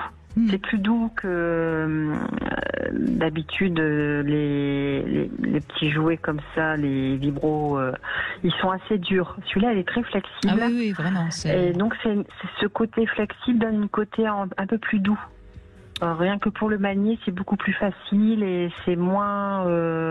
Moi, je trouve ça plus doux, plus facile, et ça permet de se lâcher un peu plus sans avoir peur de mal manipuler ou de se faire mal ou que ce soit pas agréable. Il s'adapte totalement dans le vagin, évidemment, avec cette souplesse-là. Voilà ma petite expérience que j'ai partagée avec vous, Brigitte. Merci beaucoup, en tout cas. Et quelle note vous lui donnez alors en finale? Je lui donnerais sur 10, je lui donnerais 7,5. 7,5 sur 10, d'accord. Alors, ce vibromasseur chauffant Flexi Rabbit de la marque Dorsel, vous le retrouvez sur l'enseigne rudesplaisirs.com. Merci beaucoup Adélaïde. Et on continue avec Thierry qui est avec nous. Bonjour Thierry, mais ce sont que des hommes aujourd'hui qui ont des problèmes de poids. Bonjour Thierry. Oui, bonjour Brigitte, bonjour Stéphane. Bonjour Thierry. Très touché de vous avoir. Je vous écoute depuis un petit moment. Alors oui, moi, pour faire un petit historique, moi c'est un peu l'inverse. En fait, j'ai perdu du poids. Bien, d'accord. Ouais, bien. Enfin, sauf qu'il ne faut pas non plus en perdre trop. Oui. Donc après, une vie de couple, 16-17 ans, un enfant, une séparation en 2019. Oui. Et puis là, liberté que j'ai retrouvée aussi, sans rencontrer de personnes, vraiment pendant un petit moment. Je dirais que c'était plus officiel en 2020-2021. Après, j'ai rencontré des gens fin 2021 jusqu'en 2022 et là, je faisais en fait 73 kilos, 74 kilos. Et là, aujourd'hui, je suis à 65. Et en fait, il est arrivé quelque chose fin 2022 où j'ai rencontré une personne formidable avec qui je suis toujours là depuis 6 mois. D'accord. Donc, et c'est cette rencontre-là qui vous a fait perdre 9 kilos ? Non, parce que cet été en 2022, j'étais à 68. Donc, je pense que j'avais commencé depuis longtemps à Mais descendre. c'est pas beaucoup pour un homme. Hein. Vous mesurez combien ? 78. 1m78 ? Donc ouais. vous êtes plutôt maigre ? Oui. Oui. Donc, moi, ma question, c'est 9 kilos en moins. Ben oui, c'est... Notamment que, en avançant dans l'âge, généralement, c'est un peu l'inverse. Donc, est-ce que c'est émotionnel ? Est-ce que c'est la pré-séparation qui serait la cause ? Je sais pas trop. Est-ce que c'est cette nouvelle relation qui est très très bien et qui a beaucoup d'émotions et peut-être la peur de perdre cette deuxième vie ? Je sais pas. Stéphane ? Qu'on peut comprendre, c'est que effectivement, on peut perdre du poids à l'occasion d'une dépression profonde. Donc là, c'est le signe vraiment, d'une tristesse, d'un repli, d'un désintérêt pour tout. Mais sinon, en règle générale, si on perd du poids et qu'on se sent bien moralement, c'est qu'on n'a vraiment pas besoin de graisse. C'est-à-dire qu'on peut considérer que votre poids de forme est véritablement celui-là. Alors le paradoxe, c'est qu'on imagine toujours que son poids de forme, c'est le poids qu'on avait à 20 ans. C'est ce qu'on lit dans les magazines, mais c'est faux. Parce qu'il y a des gens à 20 ans qui sont en surpoids parce qu'ils vont pas bien. Peut-être que votre poids de forme, c'est celui-là. À 20 ans, je faisais 60-62, quoi. Disons que mon poids de forme serait bien d'être à 68, à peu près, 70. Oui. Donc c'est le poids qui est le vôtre aujourd'hui. Vous n'êtes pas loin de votre poids de forme, 65 64, je suis plus entre 64 et 65 là en fait. Et puis Thierry, quand on est très amoureux, on a plutôt tendance à perdre du poids. Hein. Ah bah oui, puisqu'on vit d'amour et d'eau fraîche. N'est-ce pas ? Donc, je suis d'accord. Bon, ok, je suis d'accord. Non, a priori, moi je pense qu'il n'y a pas à vous inquiéter plus que ça. Vous êtes très amoureux. Vous avez revécu célibataire avec beaucoup de rencontres et donc beaucoup d'activités. Donc vous avez perdu un petit peu de poids que vous aviez quand vous étiez en couple avant votre séparation en 2019. Bon, non, je pense qu'il n'y a pas à vous inquiéter plus que ça. Hein. Oui, si vraiment vous êtes inquiet, vous faites une prise de sang pour vous assurer que vous n'avez pas une hyperthyroïdie ou. D'accord, mais justement, j'ai eu une TSH cet été, en fait, parce que elle était supérieure au taux légal. Mais en fait, justement, c'est une prise de poids. Oui. Donc c'est pas l'inverse. Non. Mais ce que je voulais dire, c'est quand j'ai commencé à rencontrer des femmes, on va dire fin 2021, pendant plusieurs mois, ça a été des relations complètement éphémères, complètement nulles et qui m'ont plus énervé, enfin, qui m'ont plus émotionnellement gêné. Parce que je ne comprenais rien, enfin parce que j'en étais pas du tout c'était pas raccord à chaque fois. Et je me suis dit là j'en ai un peu marre, je pense que je vais sortir des réseaux, des choses comme ça. Et en fait ça a été à la fin de cette étape que j'ai rencontré la personne. Donc ce qui vous arrive aujourd'hui, c'est peut-être que ça m'a affecté cette période de multi-rencontres qui n'allait nulle part en fait. et que ça me gonflait. Oui, bien sûr, mais elle a peut-être été nécessaire aussi pour faire le deuil entre. Et vous savez, je pense qu'on rencontre rarement une histoire, une belle histoire amoureuse juste après une séparation qui a été une séparation d'un couple qui a duré longtemps. Donc peut-être que ces femmes qui vous ont un peu agacé, tout ça, elles ont permis aussi de nettoyer quelque chose. Hein. Oui, d'accord. Mais voilà, ok. Mais vous avez sans doute tendance à plutôt rester mince, et puis voilà. Hein. Donc ce qui vous arrive, c'est ce que tout le monde aimerait qu'il lui arrive. Bah oui, parce qu'il y a quand même quoi, il y a peut-être 10% de gens qui sont vraiment minces et qui vont jamais grossir. Oui. Oui, c'est plutôt rare. Et là, effectivement, vous êtes l'exemple même que l'amour serein permet de se libérer de son surpoids émotionnel. Je m'inquiète quand même, justement, parce que si ça marchait pas, je m'inquiéterais, parce que faut pas que c'est très important, je trouve, et que ça marche tellement bien que... Vous n'êtes pas habitué à ce que ça marche aussi bien. Alors, faut pas que j'y pense, quoi. Oui, parce que on produit parfois ce qu'on craint, Thierry. Donc, écoutez, profitez de chaque jour. Ça va bien. Et pourquoi ça n'irait plus bien? Voilà, exactement. Franchement, on se le demande. Hein. Donc, la seule chose, parce que ça je l'ai remarqué, quand on est très très amoureux, on a tendance un tout petit peu à s'oublier et à tout accepter de l'autre. Il faut continuer à se respecter et à se faire respecter. Et à exister pour soi aussi, Thierry. Oui, mais on n'est pas, on n'habite pas ensemble de toute façon. On est proches, mais on se voit pas tous les jours. C'est bien. Gardez une toute petite part de mystère pour qu'elle continue à avoir envie de vous. Merci beaucoup en tout cas. Merci à vous Thierry, merci beaucoup.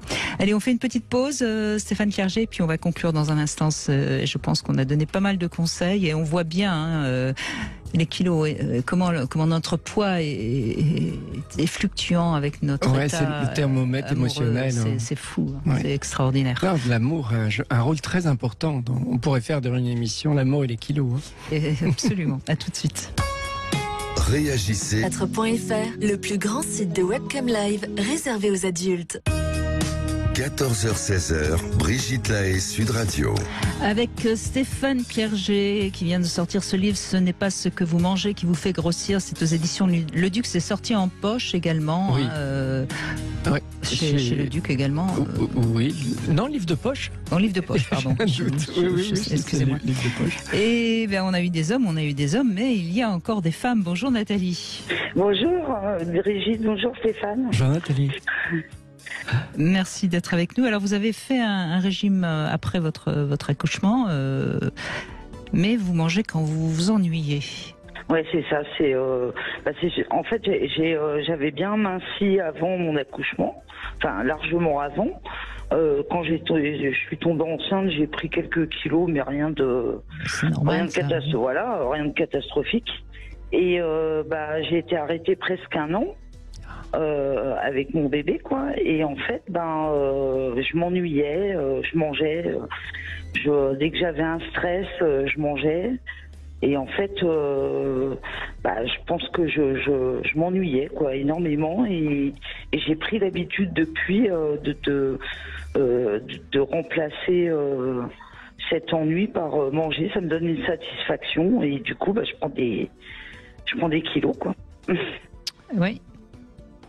C'est intéressant ce que vous dites parce qu'on pense forcément qu'avec un bébé on est très occupé, mais on peut s'ennuyer. Hein. En fait, les bébés, j'adore beaucoup. Alors, c'est parfois pas que de l'ennui, c'est parfois, en fait, quand on est mère, surtout si c'est votre premier enfant, on s'identifie, c'est-à-dire on se met au rythme du bébé et on devient un peu comme lui, mais c'est bien pour le bébé parce que du coup, on est vraiment en complicité avec lui. Mais du coup, on vit comme un bébé. Et un bébé, effectivement, vous l'avez dit, ça dort et ça mange. Donc, quand il va commencer à marcher, qu'il va commencer à bouger, il y a fort à parier que vous fassiez de même. Et que du coup, vous soyez plus mobile, vous ayez envie de faire un peu de sport et que vous perdiez ces kilos. Mais c'est pas rare de voir ça, qu'on s'identifie au bébé, quoi. D'accord. Bah en fait, bon, il a quel âge votre bébé là? Ah bah maintenant il est grand. Ah bon, c'est pas le cas. Alors, maintenant elle est ado. Ah bah oui. Depuis, vieux, j'ai gardé, ouais. Ah oui, maintenant elle dort plus. Mais depuis, j'ai gardé cette habitude. D'aller dans le frigo, dans les placards, dès que je m'ennuie ou dès que j'ai un coup de stress ou enfin voilà quoi. Et donc maintenant il faut imiter votre enfant ado, y faire comme un ado qui sort, qui s'amuse, qui fait des trucs plutôt que vous occuper en mangeant. Il y a pas des choses qui pourraient vous intéresser, des choses que vous aimiez adolescente faire, des activités? Avant je montais à cheval et j'ai arrêté parce que financièrement ça devenait compliqué, puis bon aussi avec mon enfant quoi.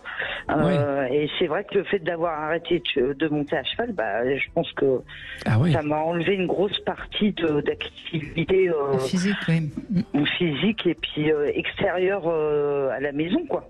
Mais votre mère est-ce qu'elle a pris du poids aussi après la naissance de ses enfants? Oui. Donc il y a à peu près comme moi d'ailleurs. Vous voyez, je pense qu'il y a peut-être une identification comme ça, tout à fait inconsciente, hein, bien sûr. Et il y a quand même dans la tête de beaucoup de femmes l'idée que quand on est mère, on n'est plus la même femme et finalement on s'enrobe un peu. C'est peut-être là-dessus aussi qu'il faut avancer. Quelle femme vous avez envie d'être aujourd'hui? Parce qu'en plus, si votre enfant est ado, il va bientôt partir, donc il faudrait peut-être retrouver une motivation plus personnelle. Ouais, c'est vrai qu'il faut. Je retrouve une occupation. Remonter à cheval, ça me retente plus vraiment. Mais retrouver une activité, qui m'occupe l'esprit, quoi. En fait, c'est surtout au niveau de l'esprit, parce que. Mais oui, bien sûr. Une passion, ouais. Qu'est-ce qui pourrait, à part le cheval, qu'est-ce qu'on peut faire après le cheval, Brigitte, vous qui connaissez bien? Alors moi qui ai arrêté le cheval, je marche maintenant. Je ne dirais pas que je suis en marche, mais je marche. Peut-être la marche, si vous habitez une région où vous pouvez marcher, madame. Ouais, je pense que ça peut être pas mal aussi. J'ai marché, pendant un moment je m'étais mise à marcher. Si on a pas mal aux genoux et si on n'a pas de problème de hanche, la marche est un des meilleurs sports, parce que je me suis évidemment renseignée. D'abord parce qu'on muscle les plus gros muscles du corps, c'est-à-dire les fessiers et les cuisses. Et comme ce sont les plus gros muscles du sport, du corps, pardon, comme ils prennent de la forme, on dépense plus de calories même en étant assis, à ne rien faire. D'accord. Donc la marche, tout le monde peut marcher. Et c'est franchement un sport très très et pendant que vous marchez, vous n'avez pas accès au frigo. Pour perdre du poids. Je vais pas. C'est sûr que j'irai pas au frigo pendant que je marcherai. Ou alors vous portez votre frigo sur le dos et vous dépensez encore plus de calories et vous musclez vos épaules. En revenant non plus. non mais voyez, si quand on revient, on a envie de quelque chose, on peut se faire un thé avec une cuillère de miel, on peut se prendre un café, on peut se prendre un grand verre d'eau pétillante. Enfin, on peut aussi se donner des plaisirs qui sont des breuvages, et qui quelque part se mettent à la bouche et sont agréables à prendre sans que ce soit forcément des aliments. Ouais, bonne idée. Et puis peut-être trouver, qu'est-ce que vous allez vous donner comme objectif maintenant, parce que vous avez encore de belles années devant vous. Il faut trouver aussi des choses qui vous font plaisir. C'est quoi les passions de votre fille adolescente? Qu'est-ce qu'elle aime faire à part TikTok?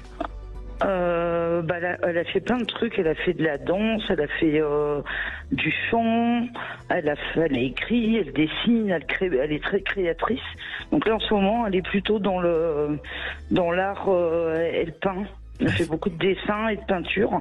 Prenez modèle sur elle, faites des tas de trucs. Enfin, si vous avez le temps. Moi, je me suis lancée dans la mosaïque un peu là. Voilà, très bien. Il y a une chose aussi qui fait beaucoup de bien, dont on n'a pas parlé et dont on parle pas souvent dans cette émission, et je trouve que c'est dommage, c'est la chorale. Oui. Parce qu'on va chanter avec d'autres personnes, même si on chante pas très bien, c'est pas très grave. Et ça, c'est quelque chose qui à la fois fait du bien parce qu'on rencontre d'autres personnes, et ensuite ça fait du bien sur le plan émotionnel parce que chanter, ça touche le cœur, ça touche les émotions. Ah oui, et puis c'est oral, c'est-à-dire qu'il y a un plaisir oral, et comme le plaisir de manger, sauf que ça fait pas grossir. Voilà. D'accord. Bon, écoutez. Et ça, franchement, c'est un conseil qu'on peut donner. De toute façon, tout ce qui nous fait rencontrer du monde va faire du bien. Oui, parce qu'on crée du lien et du coup, on crée moins de liens avec les aliments à la place. Voilà. D'accord, ok. Ou alors sinon prenez un chien, vous allez marcher. J'en ai. Et ben alors raison de plus pour marcher. J'ai un teckel, mais il se sauve. Ça va me faire marcher parce qu'il faut que je cours après parce qu'il écoute pas. Vous le tenez en laisse et puis voilà. Hein. Mais en tout cas pour nos auditeurs, oui, vous avez bien dit les choses. Oui, l'ennui peut faire grossir et du coup la solution, elle peut être simple si, comme vous, on a plein de centres d'intérêt. Parce que si votre fille a tous ces centres d'intérêt, c'est que sans doute elle sent en vous plein de centres d'intérêt, donc vraiment en vous occupant, là c'est clair que vous allez perdre du poids, même si ça fait 15 ans qu'il est là le poids. Hein. Ouais, c'est vrai que dès que je me lance dans un truc, je pense plus à ça. Ouais, lancez-vous dans 10 trucs. Ouais, c'est ça. Mais on vous sent avec une belle énergie, Nathalie. Il faut juste que vous trouviez, et vous avez peut-être du mal vous-même à trouver, et vous avez peut-être besoin qu'on vous guide un peu juste pour savoir ce que vous pourriez faire. Oui, je pense. Je pense que j'ai du mal à me lancer une fois que je suis lancée. Mais j'ai du mal à... c'est le début. Mais rassurez-vous, beaucoup de gens sont comme ça, et c'est vrai que la société actuelle, elle nous encourage plutôt à nous rester dans le canapé à regarder Netflix. C'est pas forcément ce qui fait le plus maigrir. Hein. Allez, 1, 2, 3, partez. Et on va faire revenir Davida et je sais plus comment elle s'appelait là. Véronique et Davida. Ah, je vois, vous connaissiez Nathalie. Hein. Non mais je regardais pas pour faire la gym, mais c'est vrai que j'aimais bien regarder. Sans faire la gym, ça c'est pas bien. Retrouvez votre jeunesse. Voilà. Ouais. Non mais on en rigole, mais n'empêche qu'elles ont fait bouger la France. Oui, c'est vrai. Ouais. Merci Nathalie, en tout cas de votre bonne humeur. Merci beaucoup à tous. Et bien voilà, écoutez cette émission qui fait du bien et qui certainement ne vous fait pas aller dans le frigo. Le bouquin de Stéphane Clerget, il est vraiment très intéressant. Je rappelle son titre, Ce n'est pas ce que vous mangez qui vous fait grossir. C'est aux éditions Le Duc. On se retrouve demain avec Hugues Rennes. Et tout de suite, vous retrouvez C'est votre avenir.